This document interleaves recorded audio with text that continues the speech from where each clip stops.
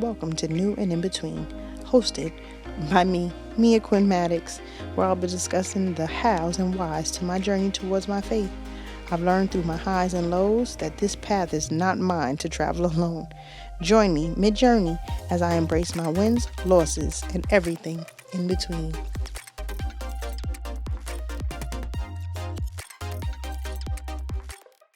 Hi everyone, welcome to New and In Between. I'm your host, Mia Quinn Maddox, and welcome to another solo episode. It's just me and you, and today we will be talking about dating in your 40s. Dun, dun, dun. Dating in your 40s. Oh my goodness. I don't even know if I could, I don't know. I don't even know if I could say I'm dating. I'm not dating anyone right now. I'm completely 100% single. But I felt like this topic was important, and I felt like this topic was interesting, and I felt like this topic it's a topic. I watched a podcast, Keep It Positive Sweetie, with Crystal Renee Hazlitt. I hope I'm saying her name right. But either way, she did one on dating in her 40s, and it was very interesting. So I'm borrowing this topic from Crystal. Thank you. And I'm going to be talking about dating in my 40s because it is very interesting. For those who don't know, and you guys probably don't know because I've never told you, but a few years ago, I came up with this idea, and I was like, I want to write a script. And I wrote a script. I wrote a pilot. I've written 5 episodes to this script, and the name of my show, I wanted it to be Single Black ... And it was basically based off of my dating experiences in my 30s. And my dating experiences, my relationships, I kind of incorporated, mixed it all up, pulled it out, and I wrote this script. And I'm still dating in my 40s. So being single black ... hence why I did the ... It just is what it is for right now. But in this series that I wrote, I write about some of my dating experiences, which are super interesting, hilarious. I've had a guy at a bar. We go to a bar. I go to the bathroom. I come back. He's digging in my purse. But he wasn't robbing me. That's what he said. I've had some really, I started calling it research and development, my dating experiences, because they have been beyond interesting and funny.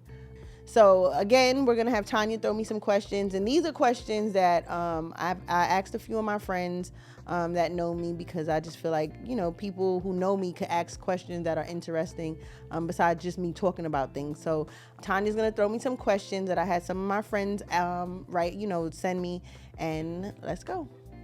Okay, Mia, so speak on being a career-driven woman. Why has that been one of the most important things for you, and how has it affected you finding love?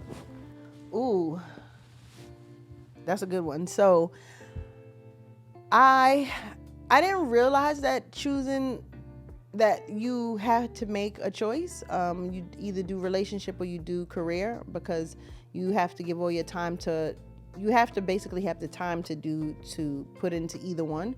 I chose to put all my time into my career as I styled and traveled and took on jobs even up until now that take up 70 hours of the week, on top of what I'm doing here with you guys in this podcast. But what I find with being a career-driven woman is that I can't really say that it intimidates men, but it intimidates men, because when you're career driven, it seems like you have your career, you have, a schedule, you're busy, I'm up 2:45, 3 o'clock in the morning, out my house by 4, at work by 5. By the time people get up to work, I have been working for 5 hours. My day it's like almost, a quarter of the way through. I've always been extremely busy, always traveling, always doing, just working. And that, for me, It either intimidated men where they found it to be a competition of who's busier. It just hasn't really allowed me to put the sufficient time. Now that I know that relationships require sufficient time, it didn't allow me to put the sufficient time into building a relationship with someone and understanding that you are a boss at work. You can't bring the boss from work home. And I'm just a boss all the time. So it's trying to learn how to not be so bossy. And oh, this is gonna be funny. What's another question, Tanya? What is settling? Are your expectations too high? And what do you feel you need to feel like you found your soulmate? God is gonna find my soulmate. I stop with the soulmate because as soon as I feel butterflies in my stomach, I'll be like, "Ooh, that's my soulmate." So God's gonna find my soulmate. But as far as settling goes, so this is the thing, right? With settling, I've settled. I've settled. I've settled out of fear of being alone. I've settled out of some weird competition in my mind. I've settled. Settling is what I feel like is what you do when you are afraid that you're not going to find someone, or that you're getting older, and because you're getting older, you think you're not going to find anyone. So I feel like we settle. I don't feel like my expectations are too high.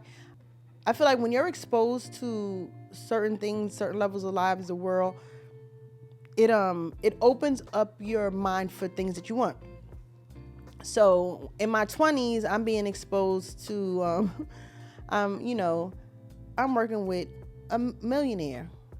I'm around millionaires. I'm around businessmen. I'm around some of the most influential. I mean, I've been around some great folks, like just exposure in travel and hotels and just the world, and just, and fine wine and champagne and exquisite food, and just exposure to I've been exposed to so much stuff. So I don't feel like my expectations are too high because I'm not looking for stuff. I'm looking for peace. And if that's a expectation that someone would say is too high, yes, I want the person that I'm dating to put forth effort. Yes, I want the person who I'm dating to show me interest, to make me feel desired, to make me feel wanted, to give me attention, to, bring joy into my life, to add to the peace, like not to stress me out, not to cheat on me. If you think those expectations are too high, then it's why I'm not dating you. And there's nothing wrong with that, because I don't know if anyone ever remembers, but there was segments in Mad TV, Lowered Expectations. Some people have lower expectations, but I'm not settling anymore. I've settled enough. I've chosen broken out of my own brokenness. So at this point in my dating life, my expectations are high because I've been able to shed my insecurities. I've been able to shed my low self-esteem issues. I've been able to shed my brokenness. I've been able to heal. I am a mended vessel now. So right now what's happening with me is that I'm overflowing with all kind of wonderful things. So if that makes me float to the top and my expectations are too high, then that's your loss. But I don't believe that I'm not expecting for you to be a millionaire, and I'm not expecting for you to be tall and handsome. And at the end of the day, I'm expecting you to know God, to have a relationship with God, and to love yourself. Because if you have those things, then it should be no problem for you to love me and for you to guide and lead me and be a person in my life. I've heard that I'm high maintenance, or I'm bougie, or, your expectations are too high. But I'd rather be single than to ever lower myself again. I've been there. I've done that. I've done that many a times, and it ends in heartache, heartbreak, and singleness. So that I'm sorry. Either you meet me on my level or we don't meet, and I'm okay with that. And I hope you're okay with that too. Have you witnessed any personal successes of Black love? What does that look like to you? So, but I can't say now, because before I used to think that black love was, what you see the Huxtables and what you see on TV and what you see, did I say black love? I mean black love because I'm black, but it just examples of love is what comes from what you see on TV, and it's supposed to be, you're supposed to sweep you off your feet, and you're supposed to be floating in roses, and it's supposed to be so great and grand. And so those are some of my examples, because you listen to music, you watch TV, what you ingest is what is what you expect to is kind of what you get out. But I have seen some really, like, I have some friends who are married. I have my aunt Matilda and my uncle Jepter. My uncle Jepter loves my aunt Matilda. Ooh, he loves her, and he shows it. She doesn't lift a finger. He takes care of my aunt Matilda, and he's kind and sweet. My godmother Gloria and her husband, well, she's a widow now. He passed on, Jim. They were another. They were beautiful. He was just kind. Gloria was just, oh my gosh, she was just so beautiful. They were such a beautiful couple. And I never seen them, like, you never seen them bicker or argue. And I mean, I don't know what happens behind closed doors, but that's not my business. But they were just such a beautiful couple. Tamika and Jason were just, it was such a pleasure to be around this family that you knew there was a lot of love between the two of them. And if my perception is my perception, and that's what I want to keep. Who else do I mean, I have friends that are married. I have, my Aunt Jackie and my Uncle Robert are also a good example, because my aunt and my uncle met and got married in like, to me, the weirdest way, or a way that you just wouldn't, it's like, it was almost like fantasy. They met on a cruise ship. He proposed. It was just so many things. We used to say it was Stella getting her groove back. But as now, they've been married for a long time, and sometimes I have conversations with them, and I see the things that my aunt has learned, and when I speak to Robert, the things that he has learned, and how their marriage has grown, and how they're still married even through the ups and the downs and the good and the bad. They also are a good, they're an example for me, because this is some people that I'm around all the time. And even though they may get on each other's nerves, or they may argue I see more of them because I'm around them more, but they are an example of growth in marriage in both parties. So I think that my aunt and my aunt Jackie and my uncle Robert are examples for me. But as far as other examples, no, I mean, I didn't really see love in my household. My grandmother, my grandfather, no, I've never seen them be loving.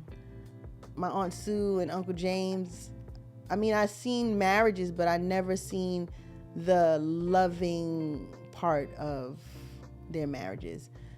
And then I've seen a lot of divorce, and that comes too. But for the most part, those three are the three that continuously stay in my thoughts. Okay, so earlier you mentioned like the wild dates that you had in your 30s. Do you think that your dating experience will be different now that you're growing in Christ? Oh no, for sure. I'm just thinking about it, because my mindset in my 30s was what I wanted. This is what I want. I'm the boss. It was totally. My mindset is different now, because through my faith in God, I'm able to love myself. And in loving myself, I've set the standard of how someone is going to come to love me. You can't love me less than I love myself. So I feel like because of my relationship with Christ, and because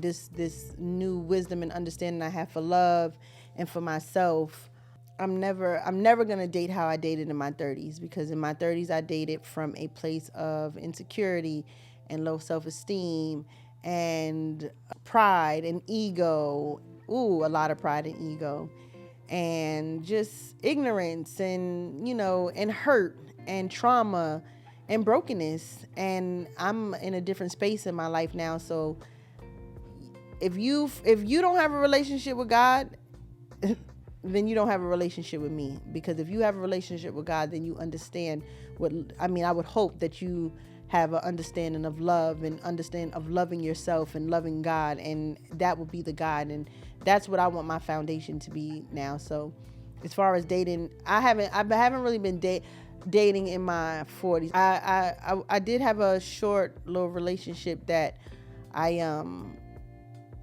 sometimes you think you are healed, and then God will put you in a situation to make you see like, oh no, that was just a band-aid. You've been putting band-aids on these cracks in this vessel, and you think you filling up to the top, but it's just leaking out. So this last relationship really, really, really, really exposed my heart to what was left of the old, of the old Mia. So I haven't dated yet. I haven't really been dating. I mean, I have, and I've gone out with some people, and it just doesn't work out, or you could tell. But see, my thing before is I would try 3-4 times. Now, if I go out with you and it's just no chemistry and there's no spark, then that's it. I'm not being the glutton for punishment. I don't need any more research and development. I am just going to gracefully let it go. And I'm okay with that. And I don't feel away, and I'm not looking for someone. I'm not accepting bad behavior because I want to be in a relationship so bad, or I'm getting red flags from day one, and I'm just being I'm just running by and turning. I'm not doing that anymore. So no, for sure. I think that when I really think about some of my dates in my like dating people in my 30s, oh wow. I mean, so funny. It's so funny. And I mean, I'm not going to get into depth. I don't want any of the men that I've dated or that I've been with to think I'm bashing them, because I've dated some great men. I've had some, decent boyfriends. And I've had some that weren't so decent, but also too, I take accountability for you attract what you are. So if I'm attracting someone who is broken, of course I'm coming from a broken place. So, at that point, it's just a learning experience. But I'm definitely going into my 40s dating with higher expectations, more love for myself, and my goal for any relationship is peace. I just want him to be my peace, and I want to be his peace. I don't want to be in a relationship of stress and of cheating and of insecurity. I've been there, done that. I've had enough of that experience. I'm ready for what's next. I am ready for what is next. And I just hope that because now I'm not leading myself, I'm allowing God to lead me, that he's going to lead me to the right person. Are you happy in your singleness? Oh, I am so happy in my singleness. It took me a long time to get here. Don't get me wrong. A very long time to get here. But when I look at my friends who are in relationships sometimes, I'm like, oh, wow, it's a lot of work. You got to answer people. You got to call people. You got to cook for people. You got to make sure you're available for people. You got to be around people when you don't want to be around people. You got to deal with all kind of things. And I enjoy being single. I enjoy sleeping in my bed by myself. I enjoy not having to fight with nobody over the covers. I enjoy coming home to peace and quiet. I can eat crackers and drink hot water and go to bed and be okay and not have to worry about cooking for someone or making for sure that someone else ate, or, someone else worrying about if I ate. I am enjoying my time with me. And I'm enjoying it so much because I know that God has created me. I know I'm going to be a dope wife. All that I've learned and all that I've grown and all that I've healed and all all the wisdom and understanding and how my heart just is different. I know that I'm going to be an amazing wife, but I'm going to enjoy this time of singleness, because when it ends, I hope that it just never comes back. I am dating with the expectations now of marriage. I want to be married. I want my person to be for forever. I want all the work that I'm going to have to do to be for forever. So for me, that's just what it is right now. That is exactly what I'm so happy with my singleness. I come into my house, I am living in the life of Mia, and I am loving it. So if I'm going to give this up to be with someone, it has to be peace. Because when I step into these doors, when this door opens into my house, I am in the land of peace, okay? Are you opposed to online dating? Oh, yes. So I've done the online dating thing. For me, this is what I feel about online dating. I feel like it gives people, I don't know, it's not authentic to me. I just feel like when you meet someone, it's the eye contact, it's the it's like that little spark or something. When you meet someone in person, I feel like when I did the online dating thing, I feel like everyone just goes through like, what's your body type, how tall are you, do you have kids, are you, or it's, I didn't have great experiences with it. I felt like every dating app that I was on, everybody was on every dating app, and it just didn't produce results for me. So I mean, I have some friends who have amazing stories from it, marriages and relationships, but for me, it just didn't work out for me. So for me, I I don't think I'm gonna get back onto any dating sites. I feel like the man that I'm going to meet somewhere outside, I hope, or through someone else. But I definitely I'm kind of staying away from the dating apps. So no to dating apps for me. No. Is there any past relationships that you regret not trying to make work?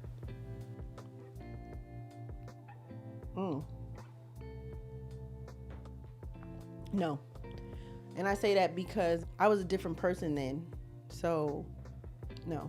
I feel like every relationship that I've been in contributed or contributed what it needed to contribute to me to get me to be where I am now. And I'm okay with that. I'm okay with that. Do you have a personal timeline on finding love? I mean, I hope before I die. I'm not putting a timeline, because when you put timelines, that means you're trying to do things in your time. And I've done that before and it does not work. So if I'm going to try to let God lead my steps in my, live by his plan and his will alone, then there's no timeline. And I know he created us to not be alone, and there's no specific thing for the not alone. So I'm hoping that the not alone brings a husband, and it's just not me being a part of everyone else's. I'm a third wheel in a few places. So I hope that's not what the not alone means. But no, I don't. There's no timeline. I'm 43 at this. I'm 43. I hope that whoever I'm with is my next 40 years, and it'll be great. But no, I don't have a timeline. I'm not saying, I need to be by 45. I need to be in a relationship, because when you give yourself timelines, it forces you to settle, and it forces you to rush, and it forces you to turn red flags green, and I'm not doing that. So I'm not giving myself a timeline. I'm giving it God's timeline, and he's gonna lead and guide, and whatever is supposed to happen is gonna happen through him and not through me. So no to the timeline. No again to the timeline. What has been your biggest win and your biggest loss in being single? Let's see, my biggest win and my biggest loss in being single. I mean, my biggest win in being single now is that I have I have constant peace. I'm not worried about someone cheating on me. I'm not worried about someone where they are. Or, I don't have those kind of worries, or I'm not having to sacrifice my time or compromise or do the hard parts of relationship. My peace is my win of being single, and my loss is that I do get lonely. I mean, no one wants to be alone all the time, but I get lonely. I don't stay in lonely. It's for a moment, it's for a minute, and then I go back to enjoying sleeping in my bed however I want, laying across my sofa however I want. It's wins and losses to everything, but I don't really feel like there's much of a loss for me to be in a relationship, because I haven't been in a relationship in my 40s, a healthy relationship, as me healed and me whole and me, me as this person. So I mean, I don't really have a loss. There's no loss yet. I mean, I guess I could say I'm going to lose my singleness, and that'll be the biggest loss. But for right now, I just feel like my biggest win in being single is my peace. I'm in a good place mentally, spiritually, and my biggest loss is going to be when I lose my singleness, because I do enjoy it. You don't think a loss is having to take the bags upstairs by yourself? Oh, I mean, no, you know what? I don't think that's a loss. I think that is just the hard parts, because there's hard parts.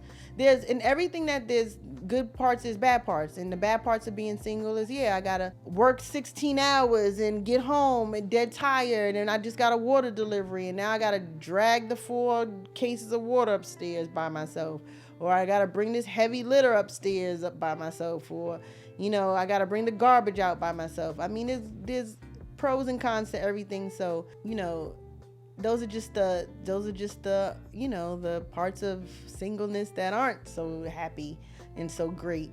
But I'm grateful that I'm strong enough to bring my water up, and I'm strong enough to bring the garbage out. And when I do get someone that's going to be my helpmate, I'm going to appreciate them that much more, because I know how hard it is to do those things. So those are just some of the cons of being single. But for the most part, everything that I need to be successful in my singleness, as far as my strength, my ability to do things on my own, my problem solving skills, I could fix things. YouTube, thanks for YouTube and all the videos on how to fix things. So I mean, it's maybe the little minus parts of being single, but for the most part, the biggest win is my peace, and that is priceless. So until I lose my singleness, I'm going to save the biggest loss for that. Are you ready to start dating again? You know what? I be thinking that I'm ready. Like, I thought I was ready. And then I tried to date somebody, and I was like, ooh, this is just is this me? Or is this a repeat? I'm just going to say this. I feel like I'm ready, right? And this is just to someone who is interested in dating me. I am a person who likes effort. If you want to take me out, put some thought into taking me out.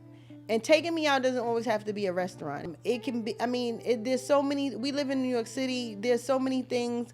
I like effort, and I feel like someone who wants to date me is going to put forth the effort. If you want to take me out, you're going to take me out. You're not going to ask me, where do I want to go?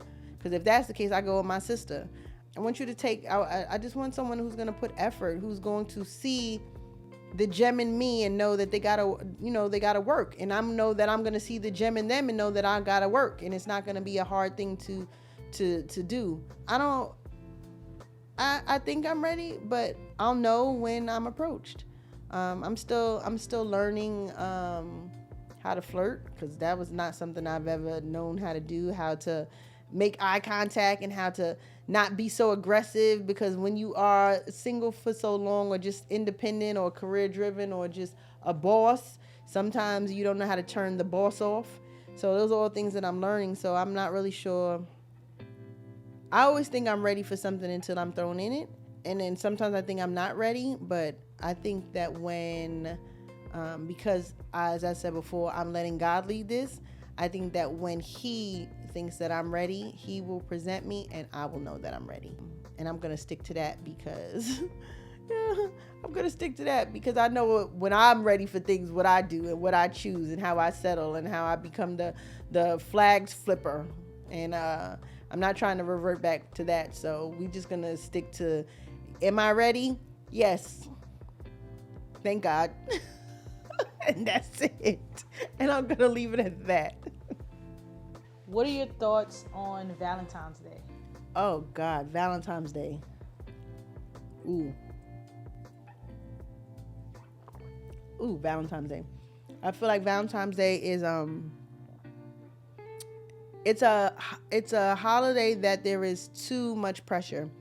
Too much pressure on presents, too much pressure on just it is a lot of pressure. But I do feel like if you're in a relationship with someone and that person, little things sometimes mean a lot. Flowers, candy, it's just little tokens of appreciation. Because when you think about it, if you're not someone who's always giving flowers, or always, just giving little trinkets or little things or doing things, or that day may be, special to someone. For me, I always like getting flowers. Who doesn't like to get a little something on Valentine's Day, regardless if it's a little, some candy or some flowers or just anything. If you celebrate it, and celebrate it to the best of your ability. Make it special for the person that you're celebrating it with.